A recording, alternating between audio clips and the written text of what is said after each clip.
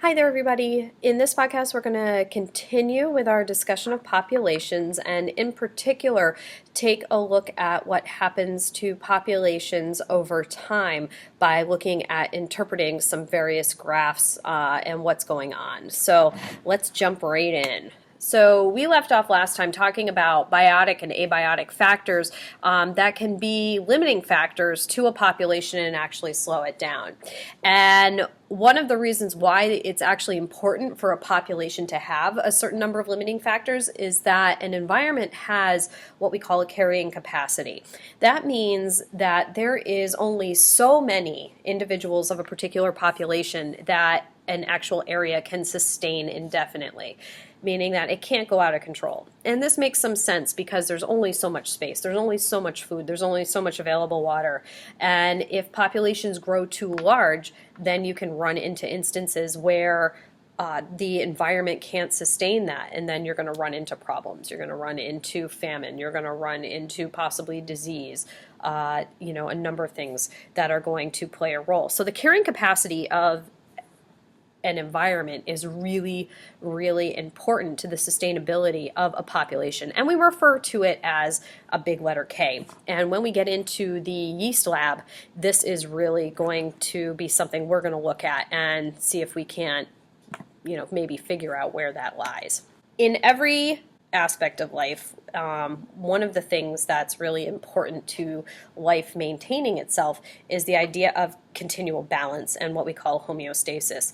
And homeostasis simply means remaining in a constant state. So having homeostasis with a population in terms of numbers is really critical, making sure that balance is there. We also maintain homeostasis inside our own bodies. We have a certain body temperature we have to maintain, and our bodies does various things to ensure that that temperature remains at a particular level. So it's the same idea that even in areas, populations have to maintain that balance, and these balances are set really by the limiting factors in that environment, whether it's predators, whether it's the availability of food and water, and so on.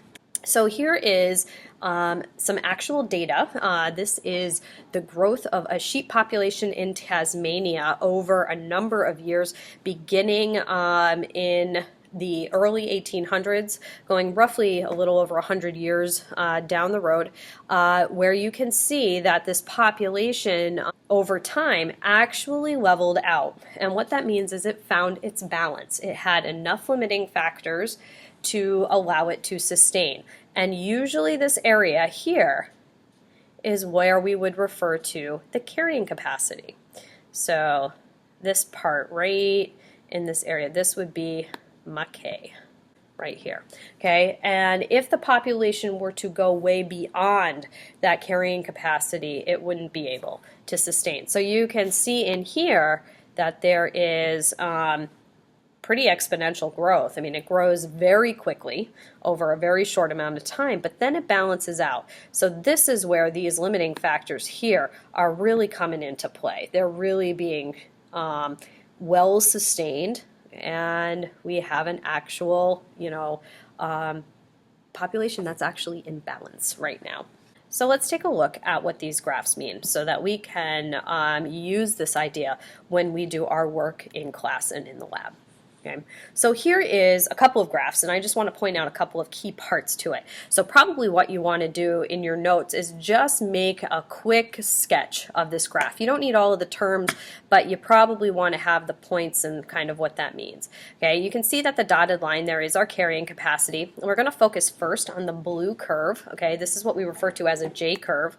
You can see early on into the number of generations, or time is usually what's related here. We have a very steady, very quick, rapid growth. And this is known as exponential growth. Okay, it's going up, up, up, up, up, up, up with no real end in sight until we reach about here.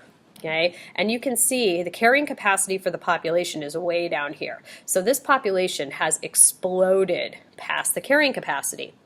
As a result of this extreme beyond the carrying capacity in the environment, Perhaps they ran out of food, overgrazing. It says here dying off due to famine. So that means a number of the individuals of this population died because of the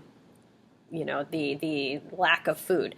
Okay, so on this side of the curve here, the natality rate way surpasses the mortality rate, way surpasses anything. Okay, and then we hit this point where boom, they plummet, they crash. This is a population crash down to the point of where it's possible that the population may not be able to recover and could go extinct as a result of not being able to pull back out of it.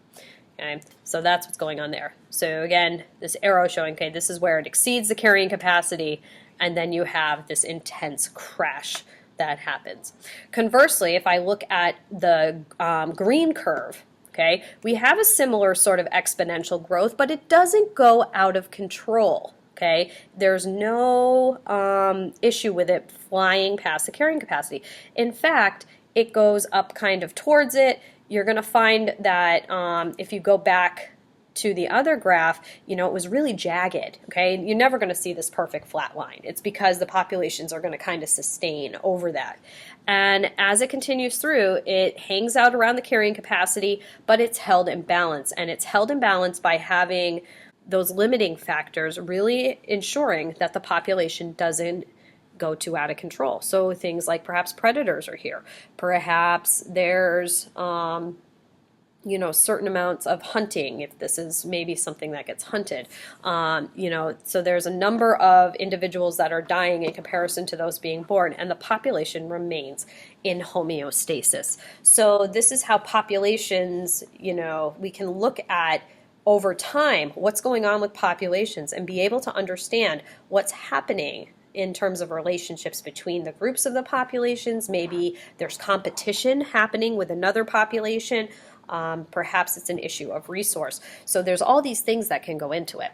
So with that being said, that's where we are ending our discussion on populations, and we're going to spend a lot of time in class actually working with populations and understanding how these curves work when we actually use real data that's been taken. So have a great night, and we'll see you guys in class. Take it easy.